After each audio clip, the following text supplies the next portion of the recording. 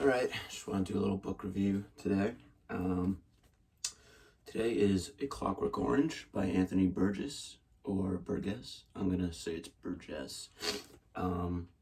English writer, I believe. He's from England. This book was published in 1962, I believe. It has retained its popularity in large part due to the 1971 Stanley Kubrick film by the same name, A Clockwork Orange, and this version right here, Norton Paperback Fiction, who published it. It has an intro, we'll call it, introduction, by the author, and he does as well credit Stanley Kubrick with keeping this book in large circulation. He's a little disappointed by that, it would seem, and he thinks that he's published other greater works. I'll be honest, I have not read anything else by Anthony Burgess, although I will be reading some of his other works after reading this. But he likens this scenario to Rachmaninoff or a Bach, where some of their earlier pieces that they were less proud of became their most famous pieces. I can't think of what those pieces were off the top of my head. If I look in the introduction, it would probably be easy to find, but an example that came to mind immediately to me was the band Radiohead and their song Creep. I think they've began to loathe this song because of how popular it got, and they've produced, in my opinion, and I'm sure in theirs too, many other greater pieces of music. But yeah, so the intro, he kind of just talks about the book's staying power, and then he does also talk about the 21st chapter, which was left out of the original American version. It was only in the European, well, it was in every version besides the American version, and also the film was based off of the American version of the book. So in the film, the 21st chapter does not happen. So a lot of people know the book as its in its uncompleted form. So yeah, the book is written, I think, superbly. His writing style is amazing. I will admit that it can be difficult. This is my third time reading this book. The book is written largely in like a Russified slang type of English. It's like a futuristic world, a dystopian, semi-totalitarian dystopian, where the teenagers speak like a mixture of English slang and like a Russified slang English. So it's like Russian words written out in English, and they have largely the same meanings as the actual Russian words. Some of the words are changed a little bit to make them, I guess, fit the English language a bit. I think it might be a little bit overdone for somebody who's not familiar with Russian, and especially if it's your first time reading it. I do remember kind of struggling through it the first two times I may have read it. Because it's a little bit overdone, I think, at part, especially where like some words are only used once or twice. But in every page you can find probably 10 to 15 Russian words, and I think it might intimidate some people. The film does this as well, to a much less degree. The film is, I think, very easy to understand, and the context clues of the film probably make it a lot easier as well. But I would say I understood 99% of this book after reading it for the third time. It's a very quick read also.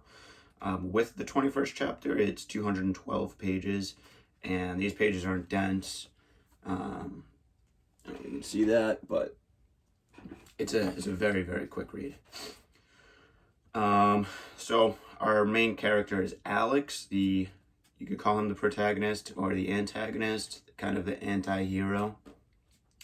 Fundamentally evil character. He just kind of runs around with his band of droogs, we'll call them. It's just a gang of kids. And I am going to spoil this book. So just to let everybody know who's watching. yeah, so they just kind of run around, and this place just seems like a hellscape. I don't know how well thought through the world is, but in parts it seems anarchic, and I don't know if that's a word. And in other parts it seems very totalitarian. So like the adults, they're all forced to work, and at night it's just crazy anarchy with teenagers running around and not enough police to keep up with them and all that. So we meet Alex, and very quickly we get an idea of the type of person he is. He hates intellectualism. Some of the first people they beat up are old people carrying books. He kind of makes fun of that.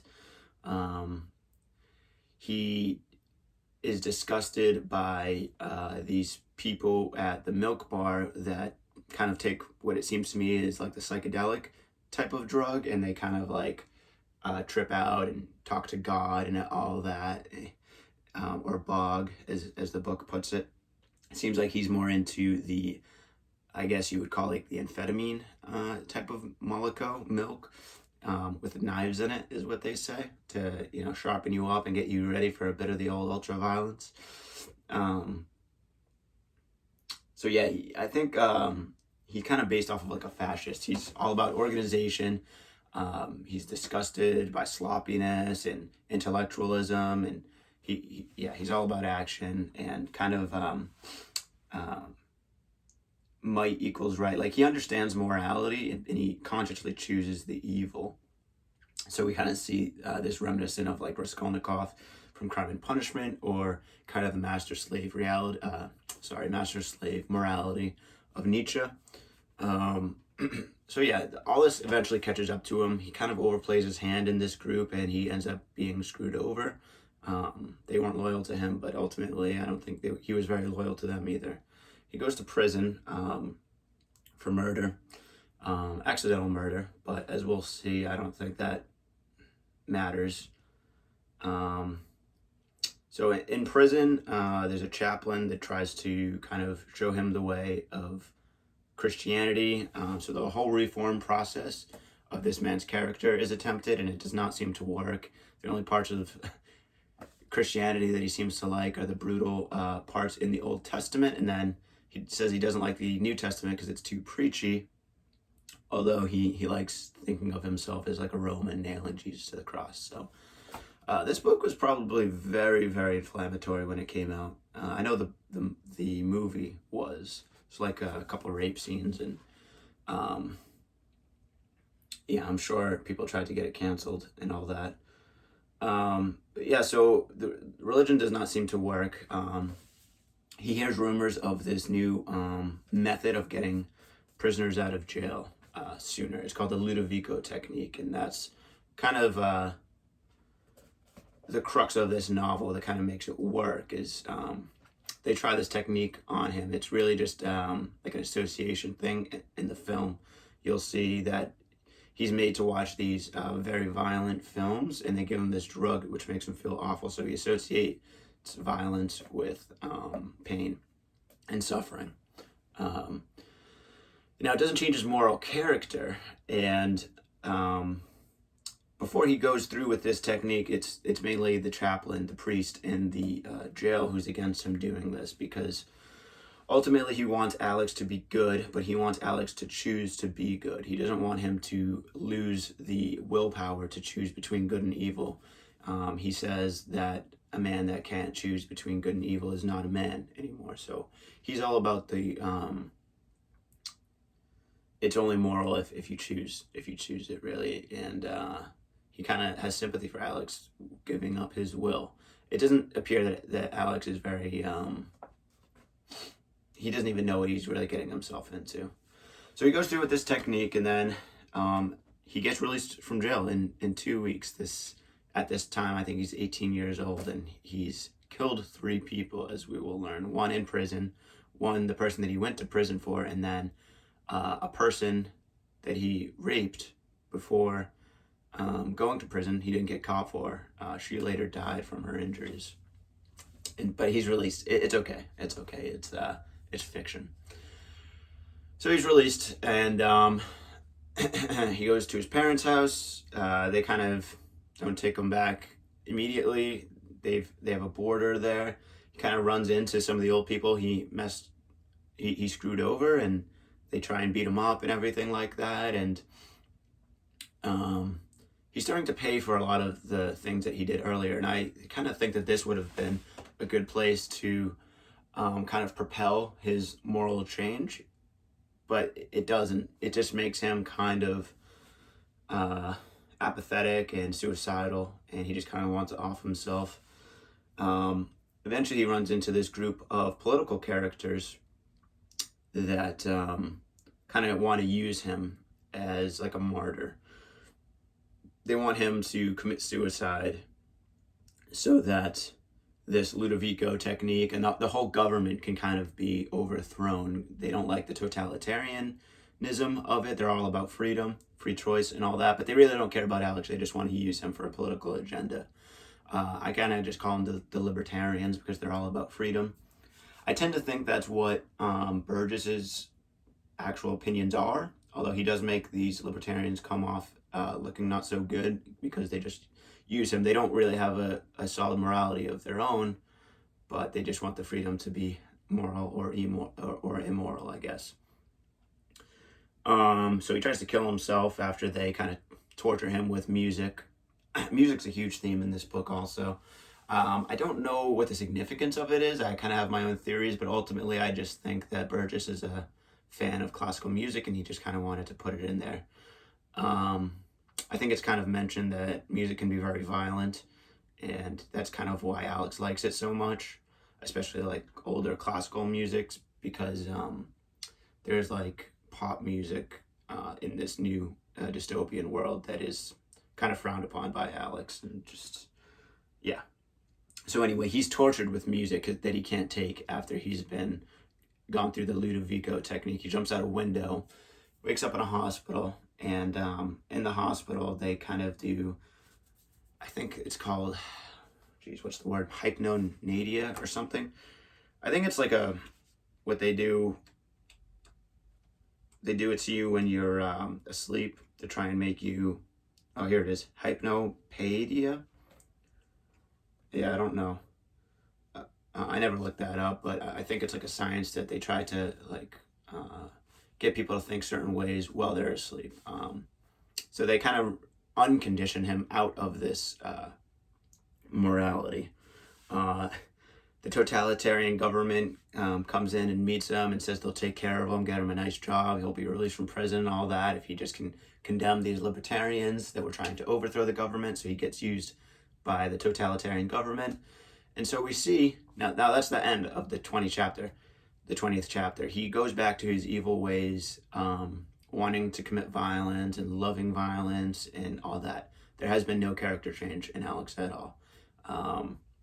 It's just a full circle, and he's back free now, which is crazy to think of.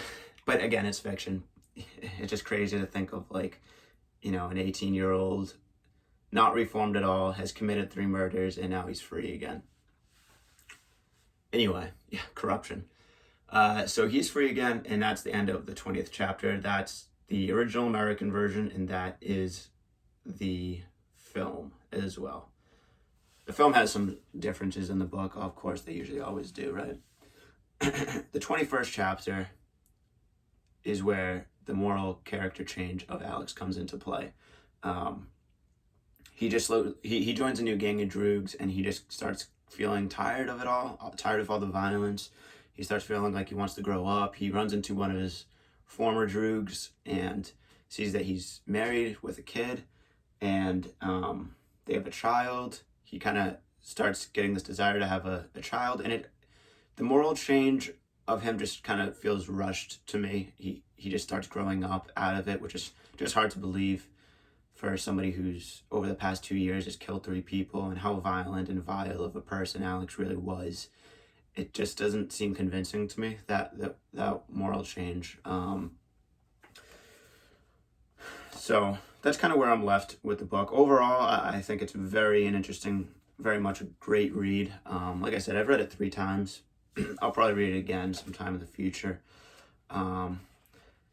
I think the fact that all the moral change happens in the very last chapter, and it just isn't very convincing, and it's rushed, kind of didn't do it for me. But overall, it's a very entertaining read, and it raises a lot of questions. It's very thought-provoking.